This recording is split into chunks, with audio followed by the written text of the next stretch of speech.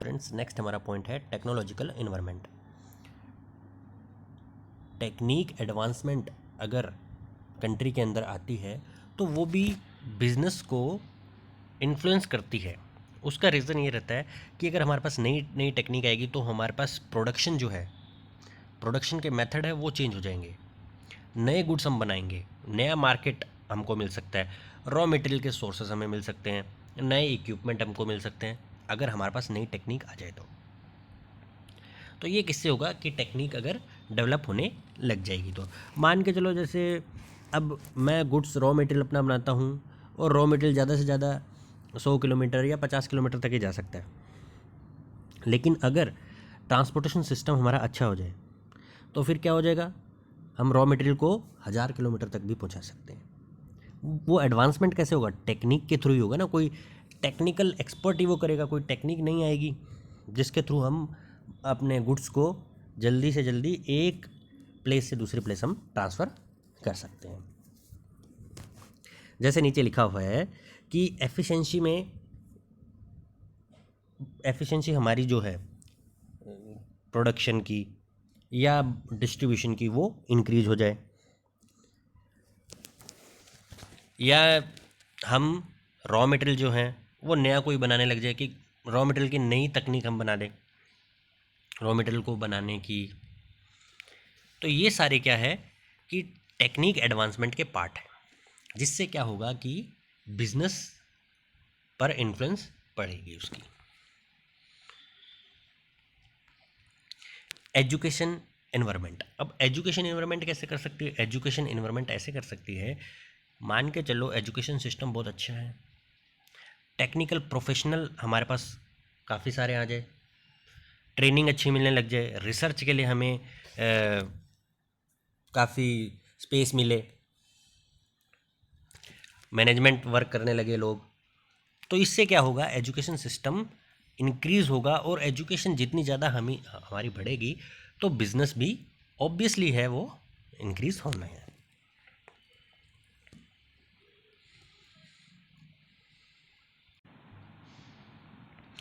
Next है हमारा historical environment. Historical environment में हमें देखेंगे कि पास्ट में क्या चीज़ें हुई हैं जिसने बिज़नेस को इम्पैक्ट किया है। पास्ट में अगर कोई ऐसी चीज़ की है जिसके थ्रू बिज़नेस में इतना इम्पैक्ट आया है, या बिज़नेस ग्रो किया है, या बिज़नेस काफ़ी कम हुआ है, तो वो चीज़ें भी इम्पैक्ट करेगी। तो लोग क्या करेंगे, ऐसी चीज़ें नहीं करेंगे। अगर बिज़नेस ग्रो किया है तो हिस्ट्री में अगर वैसा काम किया है तो वो वापस वो करेंगे। एक चीज़ है कि हिस्ट्री रिपीट इट्सेल्फ, कि हिस्ट्री हमेशा रिपीट होती है। तो ये बात को भी ध्यान रखा जाता है नॉन इकोनॉमिक इन्वायरमेंट में, कि लास्ट टाइम या पास्ट में एजुकेशन से रिलेटेड या कल्चरल से रिलेटेड या सोशियोलॉजिकल जो भी वर्क हुए हैं, जो भी काम पास्ट में किए गए हैं, उससे बिजनेस में क्या इम्पैक्ट पड़ा है, उन सब चीज़ों का भी इसमें ध्यान दिया जाता है। और उसका हिस्टोरिकल इन्वायरमेंट का करंट इन्वायरमेंट में क्या इम्पैक्ट पड़ेगा, ये देखा जाता है।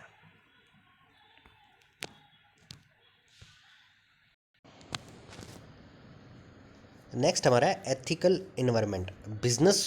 बिजनेस में एथिकल इन्वायरमेंट को भी हमें फॉलो करना पड़ता है, यानी जो एथिकल वैल्यू है उसको एक बिजनेसमैन को फॉलो करना ज़रूरी है। ये क्या है, ये बिजनेसमैन जो है वो खुद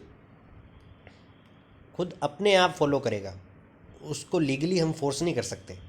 ये कोड ऑफ कंडक्ट है जो कि किसी बिजनेसमैन को फॉलो करने चाहिए। अब इसको एग्जांपल के थ्रू हम लेते हैं कि एथिकल वे में किस हिसाब से हमें कोई भी काम करना चाहिए। अब आप स्कूल या कॉलेज जाते हो, अब अगर स्कूल जाते हो तो स्कूल में आपको ये रूल बना दिया कि नहीं, आपको स्कूल आना ही आना है, नहीं तो अगर मान लो आप नहीं आओगे तो आपको डेली आपको पनिशमेंट मिलेगी। तो ये क्या हो गया, ये आपके ऊपर इन्फोर्समेंट किया है, आपको फोर्स किया है कि आपको स्कूल आना है। अब दूसरे वे में आपको खुद ये लगे कि नहीं यार, मेरे को तो स्कूल जाना चाहिए डेली, ये क्या हो गया, एथिकल वैल्यू आ गई, जहाँ से इंडिविजुअल खुद ये फील करे कि नहीं ये मुझे काम करना चाहिए। अगर सारे स्टूडेंट इस हिसाब से रूल को फॉलो करेंगे तो हमें क्या करना पड़ेगा, इन्फोर्समेंट नहीं लगाना पड़ेगा, किसी को फोर्स नहीं करना पड़ेगा स्कूल आने के लिए। तो इस हिसाब से बिजनेसमैन को भी क्या है, एथिकल वैल्यू को ध्यान देना चाहिए।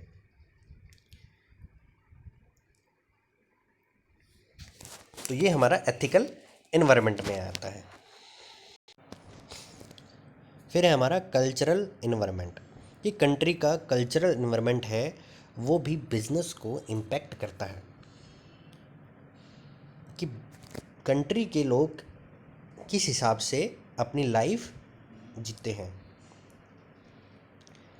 इससे कल्चरल से हमें लोगों की मेंटल स्टेटस के बारे में पता चलता है कि उस कंट्री के लोगों का मेंटल स्टेटस क्या है और उनका नेचर किस हिसाब से है, बिज़नेस के अकॉर्डिंग क्या है कि हमें बिज़नेस करना चाहिए या नहीं करना चाहिए।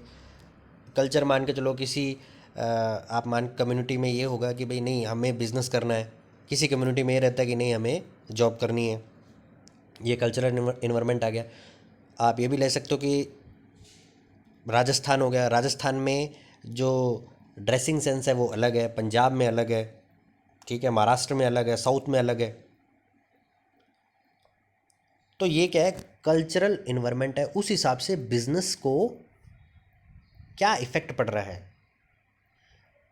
खाने का देख लो आप, कई जगह साउथ में क्या है खाने का, नॉन वेजिटेरियन है, और अपने नॉर्थ इंडिया में वेजिटेरियन की ओर है मोस्टली।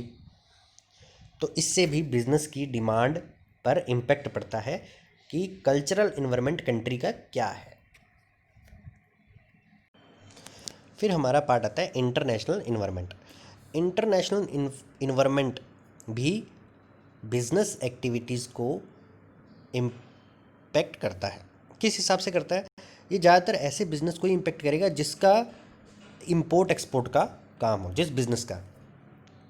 अब अपने सिंपल सा एग्जांपल लेके चलते हैं कि अपने यहाँ पे मोस्टली हम पेट्रोल जो है उसका इंपोर्ट करते हैं, ऑयल का हम इंपोर्ट करते हैं।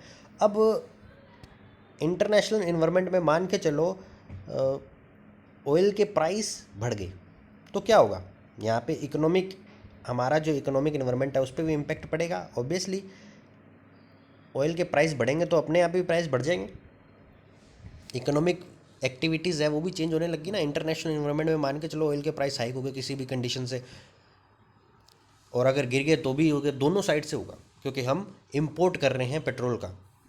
80% के आसपास जो हमारी डिमांड है वो हम बाहर से फुलफ़िल करते हैं पेट्रोल की। तो अगर इंटरनेशनल मार्केट में पेट्रोल की जो प्राइसेस है उसके अंदर चेंजेस आएंगे तो हमारे यहाँ भी ऑब्वियसली चेंजेस आने ही आने हैं। दूसरी कंडीशन ये हो सकती है, अगर फॉरेन मार्केट के अंदर अगर हम एक्सपोर्ट कर रहे हैं, कोई चीज़ हम एक्सपोर्ट कर रहे हैं, मान के चलो शुगर का हम एक्सपोर्ट कर रहे हैं, जिस कंट्री में हम एक्सपोर्ट कर रहे हैं मान उस कंट्री ने प्रोटेक्शनिज्म की पॉलिसीज़ लगा दी, मतलब वो कहेंगे कि भाई नहीं हम इससे ज़्यादा इंपोर्ट नहीं करेंगे, हम एक्सपोर्ट करेंगे तो वो इंपोर्ट करेंगे, वो ये पॉलिसीज़ लगा देंगे, रूल लगा देंगे कि हम ये इंपोर्ट इससे ज़्यादा नहीं करेंगे। तो क्या होगा, हमने तो यहाँ पे बना रखी है ना, उनके हिसाब से अपने यहाँ पे प्रोडक्शन किया हुआ, लेकिन उन्होंने पॉलिसीज़ चेंज कर दी तो इम्पैक्ट हमारे यहाँ पे पड़ेगा ऑब्वियसली। तो ये इंटरनेशनल इन्वायरमेंट किस हिसाब से है, ज़्यादातर ये एक्सपोर्ट और इंपोर्ट वाली जो इंडस्ट्रीज़ है उसके ऊपर इम्पैक्ट करता है।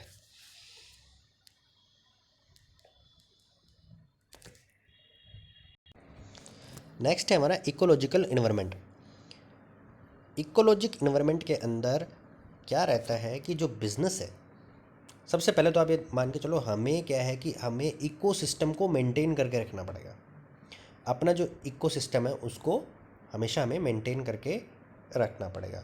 अब वो कैसे होगा, अब बिज़नेस अगर हम कर रहे हैं तो बिज़नेस से क्या होता है कि जो इंडस्ट्री जो भी लगी है तो उनका जो वेस्टेज है या उससे जो भी गैसेस प्रोड्यूस हो रही हैं उसके, और जो केमिकल्स है उसके थ्रू क्या हो रहा है, उसके थ्रू एयर और वाटर दोनों में पोल्यूशन हो रहा है। अब उसका रिज़ल्ट क्या होगा? उसका रिज़ल्ट ये होगा, जो ह्यूमन है उसकी लाइफ में प्रॉब्लम्स आने लग जाएगी, डिजीज़ आने लग जाएगी। अब ये ओवरऑल इफेक्ट किसको करेगी? बिजनेस को ही करेगी। बाद में बिजनेस करेगा कौन? ह्यूमन करेगा। तो ये बिजनेस की भी एक रिस्पॉन्सिबिलिटी है कि वो इन्वायरमेंट को नीट एंड क्लीन करके रखे। और वो कैसे करेगा? प्रिवेंटिव मेजर्स करेगा, ऐसी टेक्निक लाएगा जिसके थ्रू क्या होगा कि कम से कम पोल्यूशन हो। आप अब सिंपल सा एक एग्जांपल ले सकते हो। अभी बालोतरा में क्या हो रहा है? ये ब्रिज बन रहा है। अब ब्रिज जो बन रहा है इसके इम्पैक्ट भी पड़ रहे हैं। इम्पैक्ट क्या हो रहे हैं? इससे एयर जो हमारी पोल्यूटेड हो रही है। रीज़न क्या है? जैसे ही हम खुदाई कर रहे हैं तो नीचे से जो भी हवा आ रही है, जो मिट्टी उड़ रही है ऊपर, आप वहाँ पे देखो जाओगे तो रात के टाइम में आपको आस पास से पूरी मिट्टी दिखेगी। उससे क्या होगा? वो आपकी आंखों में जाएगी, आंखों पे इम्पैक्ट पड़ेगा। तो देखो, काम तो है ना, ये बिजनेस है एक हिसाब से, इंडस्ट्रीज काम कर रही है, तो ये हो तो रहा है बिजनेस। पर अब इसके लिए हमें प्रिवेंटिव मेजर क्या करने पड़ेंगे? प्रिवेंटिव मेजर हम ये कर सकते हैं कि सुबह शाम पानी का छिड़काव कर सकते हो। ठीक है, ये प्रिवेंटिव मेजर हमें लेने पड़ेंगे। तो ये इकोलॉजिक इन्वायरमेंट में आएगा। ये सारे हमारे फैक्टर क्या हैं? नॉन इकोनॉमिक इन्वायरमेंट के कंपोनेंट है।